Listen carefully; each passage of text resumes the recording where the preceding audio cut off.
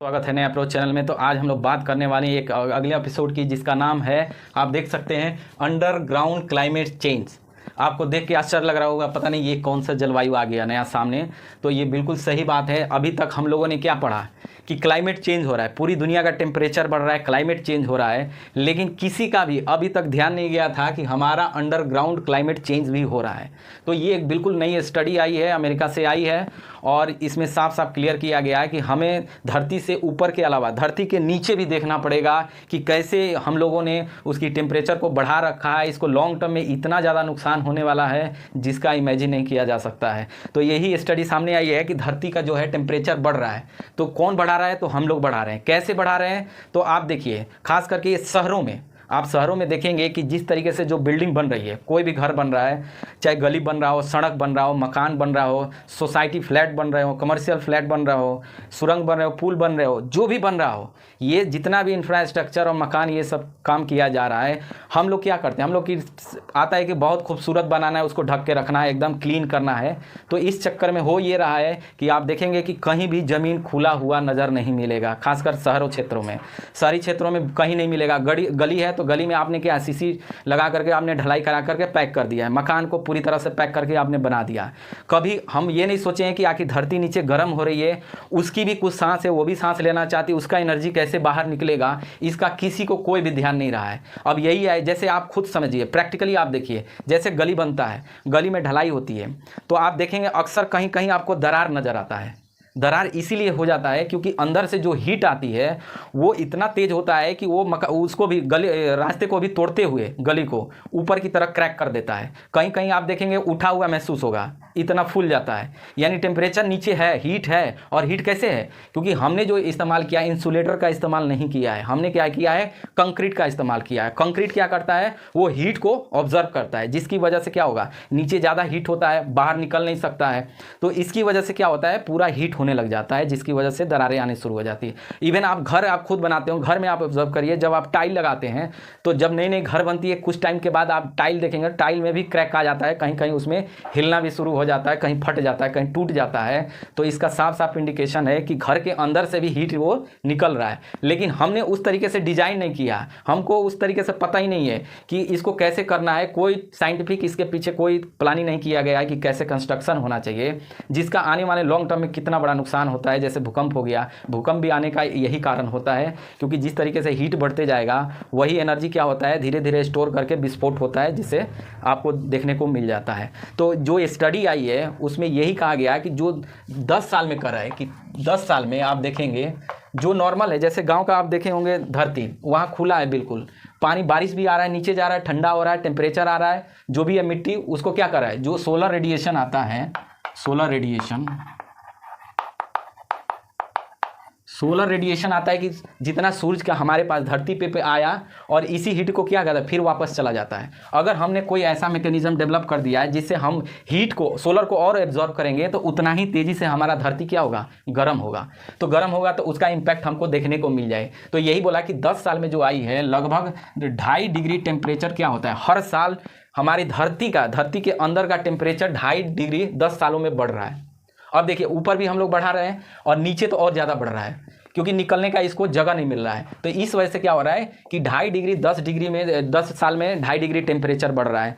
यही कहा राजा, यही R&D जो होता है। अब देखिए, R&D जो होता है, रिसर्च एंड डेवलपमेंट, यानी जिस देश की जितना ज़्यादा रिसर्च होती है उतना ही वो ज़्यादा डेवलप करता है। आप देखिए, अमेरिका सबसे ज़्यादा रिसर्च करता है, इसलिए सबसे ज़्यादा डेवलप्ड है।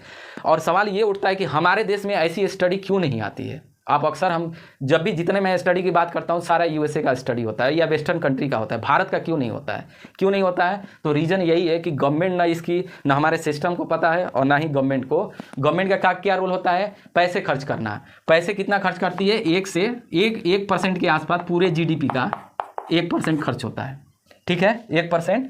वहीं वर्ल्ड की बात किया जाए तो 5 से 6% USA खर्च करता है अपनी GDP का, यानी जितनी इकोनॉमी बड़ी है उसका लगभग 6% खर्च करता है सिर्फ इस पे। और इसी के बेस पे नए नए टेक्नोलॉजी वो लोग लाकर, इवन चाइना भी करता है, 4 से 5% वो भी खर्च करता है। तो इससे क्या हो रहा है, नए नए डेवलपमेंट ला के, नए टेक्नोलॉजी ला के कर देता है। आप सोचिए कि ऐसी जो स्टडी आ रही है, हम क्यों नहीं कर सकते? क्यों हमारे पास है ही नहीं। वैसा हम काम ही नहीं करते, वैसा काम ही है खास करके हायर एजुकेशन में। हायर एजुकेशन का काम ही यही होता है कि इस तरीके से R&D कोई यूनिवर्सिटी हो करे। क्यों भाई, शिकागो की यूनिवर्सिटी का ये जिस तरीके से आया है, हमारी यूनिवर्सिटी क्यों नहीं कर सकती है? लेकिन नहीं, ये सब होता ही नहीं हमारे देश। खैर छोड़िए, हम लोग को ये देखना है कि रिपोर्ट में है क्या, हमसे इससे क्या सीख सकते हैं, हमारा देश इससे क्या सीखता है।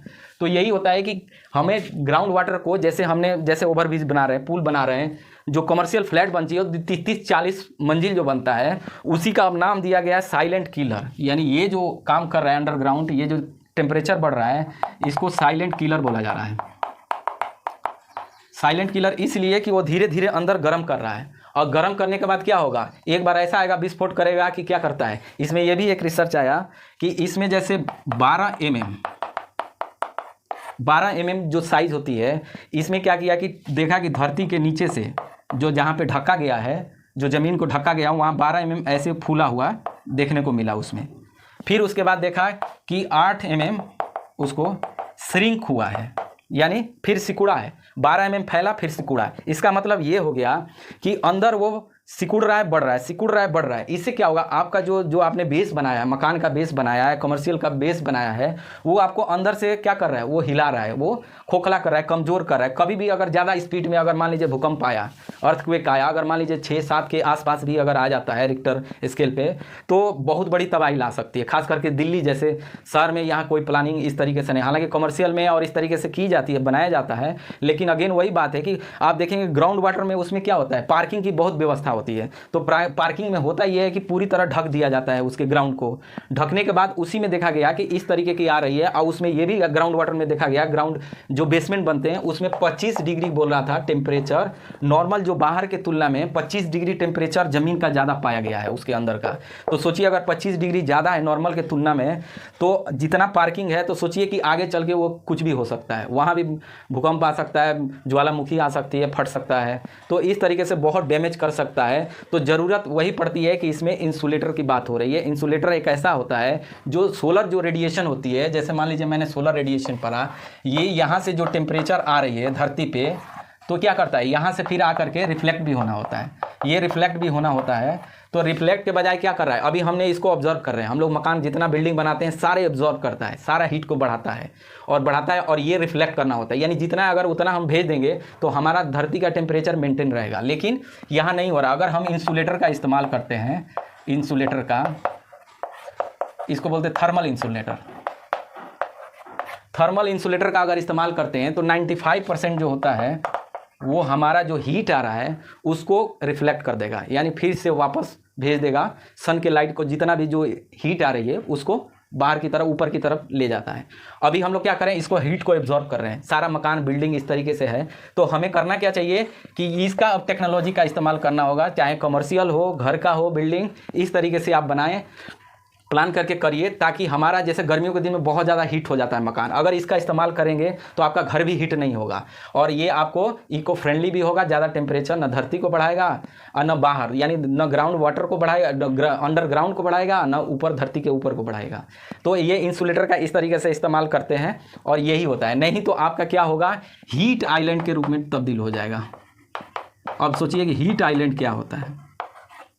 हीट आइलैंड वो होता है, जैसे आपने शहर आप देखा होगा, शहर का जो बीचों बीच जहाँ जो क्षेत्र होता है, जहाँ पे सबसे पहले जो शहर बसा होगा, वहाँ पे देखेंगे पॉपुलेशन सबसे ज़्यादा होगा, वहाँ हर चीज़ का हब सबसे ज़्यादा होगा। तो वो क्या करता है कि बाहर के तुलना में जो शहर का जो बीच भाग है उसमें क्या होगा, हीट बहुत ज़्यादा होता है, यानी कहीं भी बिल्कुल ज़मीन पैक रहेगी, कहीं से कुछ नहीं जा सकता है ज़मीन के अंदर, पॉपुलेशन ज़्यादा रहेगा, बिल्डिंग ज़्यादा रहेगी, AC का ज़्यादा इस्तेमाल होगा। तो ये सब चीज़ें क्या होता है, हीट आइलैंड के रूप में कन्वर्ट हो जाता है। ठीक है, तो इसी को हीट आइलैंड बोलते हैं। और कहीं ना कहीं हीट आइलैंड को क्या करना होगा, हमको बनने से रोकना होगा।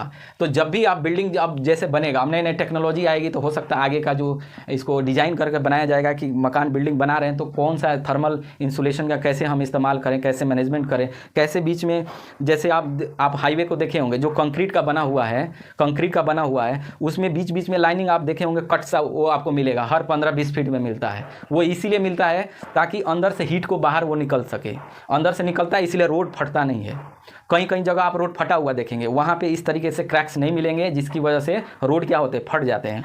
उसी तरह जैसे जोशीमठ का जो कांड हुआ है, कहीं ना कहीं ये चीज़ें देखने को आ रही है, डायरेक्ट और इनडायरेक्ट इसी सब का नतीजा है कि जोशीमठ में जैसे वो फट रहा था तो इस तरीके से हो रहा है और इस तरीके से कन्वर्ट हो रहा है। तो हमें क्या ज़रूरत है, बहुत प्लानिंग की ज़रूरत है ताकि दुनिया को इस तरीके से इस प्रॉब्लम से बचा जा सके।